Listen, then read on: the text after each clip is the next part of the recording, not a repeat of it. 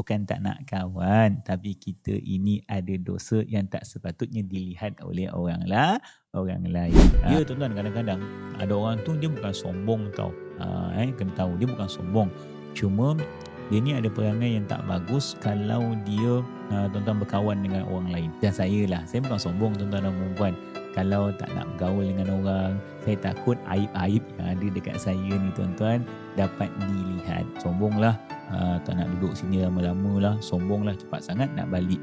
Sebagai contoh lah, kadang-kadang kita ni ada aib, kita ni ada lemah, kita tahu diri kita siapa.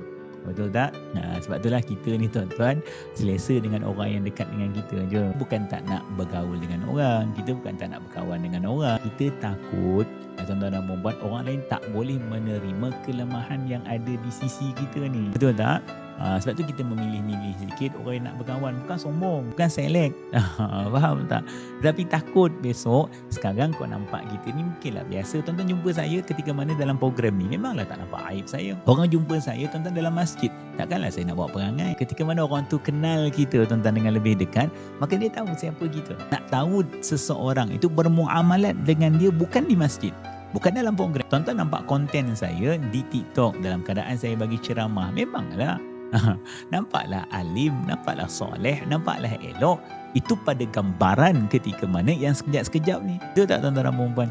Kita berjumpa ketika mana keadaan itu tidak boleh ni menunjukkan hal diri kita yang sebenar. Jadi kalau betul-betul rapat, mungkin akan nampak aib kita.